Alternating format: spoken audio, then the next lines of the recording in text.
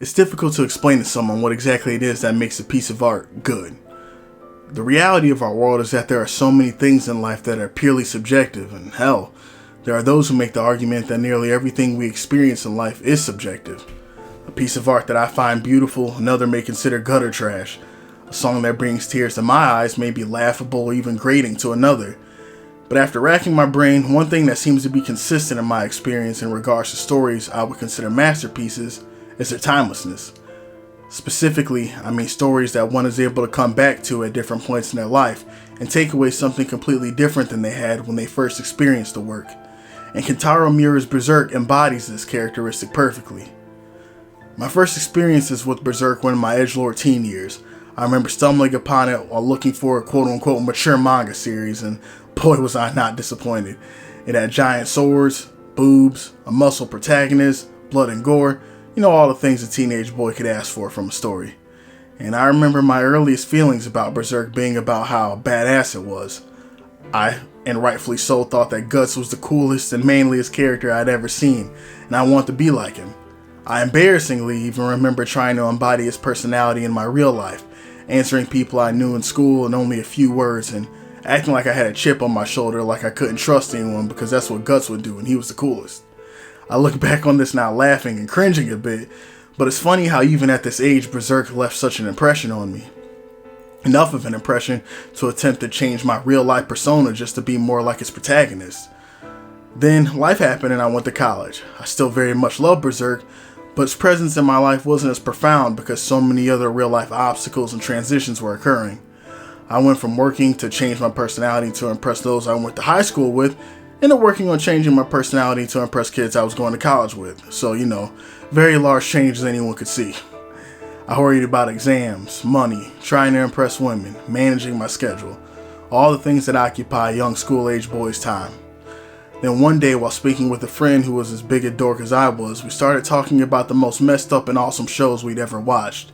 And as the conversation continued, Berserk came into my mind, and I told my buddy Matt how awesome the series was. This was around the time where the Golden Age movies were just getting released, so I invited my homie over and we watched the two films together on my glorious 16-inch television. Matt's mind was blown by the goriness and rawness of the world and the coolness of Guts, and just like I was back when I had first seen it. And shortly after Matt left, I went online and began the whole manga series all over again. This time, I noticed that it wasn't just the amazing fights and Miura's art that was drawing me in, but I began to notice more of the subtext and nuance hidden in Miura's dialogue. I remember thinking that Guts must have the shittiest life I've ever seen a character have to deal with in any form of media.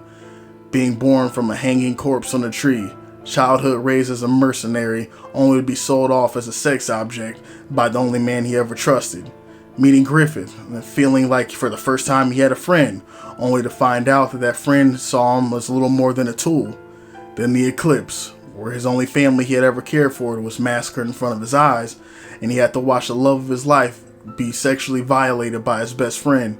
Not only that, but his unborn child that he didn't even know he had was corrupted and miscarried due to this event. And on top of it all, Guts himself being marked with the brand of sacrifice so that as long as he was alive and walking the earth, he would never know peace or rest again. Guts' experience was marked with so much chaos and strife, but despite this, he persisted. He did not call out and blame the gods for his circumstances. He also never clasped his hands in prayers asking them to bail him out either. Guts knew all too well the reality that no one or nothing is coming to save you. And even when things looked absolutely hopeless, Guts did what he always did when he faced the raw callousness of life circumstances. He struggled. In my early adulthood, this is what stuck out to me. At this point in my life, I was beginning to get a real understanding of just how lonely and shitty a thing life could be. I related heavily to every misfortune after misfortune that Guts encountered and how never-ending it just seemed to be sometimes. But what made me love the character even more was how he fought tooth and nail despite this. How, even though there were times where he would have much less in pain if he had just decided to lay down and die, he never did that. He was a struggler, the eternal struggler.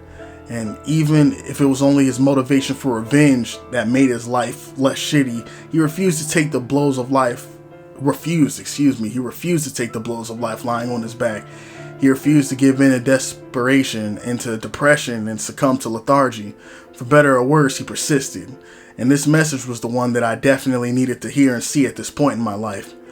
In some of my most depressed moments, Berserk taught me the value of struggle and the fact that the only people in life who will really fail are the ones who quit fighting. Now we fast forward to today. I'm almost a decade removed from my undergraduate schooling, working on my chosen profession for a number of years, and recently finished a master's degree and been doing my damnedest to maintain peace in a newly formed family. Just a few months ago, I had been attempting to catch back up on the Berserk series after falling behind due to life and various other hiatuses that made me unsure if I would ever continue or if the story would even continue. And upon revisiting the series for a third time, I was surprised to find the lessons I took away from the story were different from even my first and second reading. I don't know if my work in the mental health field during the time since I last read Berserk changed the lens through which I view the world, but I began to notice how maturely Berserk handles the subject of trauma and the fluctuating mental health of its characters. Re-entering Miura's world for the third time, I began to appreciate how complex of a character Guts really is. Teenage me saw Guts as a brooding badass who was nearly untouchable both mentally and physically, but older me began to recognize the cracks in the sword, pun intended. In this reading, I was much more keenly aware of how Guts allowed his emotions to rule over him, how he allowed himself to use anger as a justification to run from his problems and harm others, how he allowed his hatred and trauma to give him license to avoid doing the work on self needed to initiate true and lasting change. I began to see that Guts fighting the apostles was less of a triumphant badge of honor for a man who was deeply wrong, but rather the tantrums of a scared boy who was afraid of dealing with his emotions and found that violence and anger were much easier to cope with.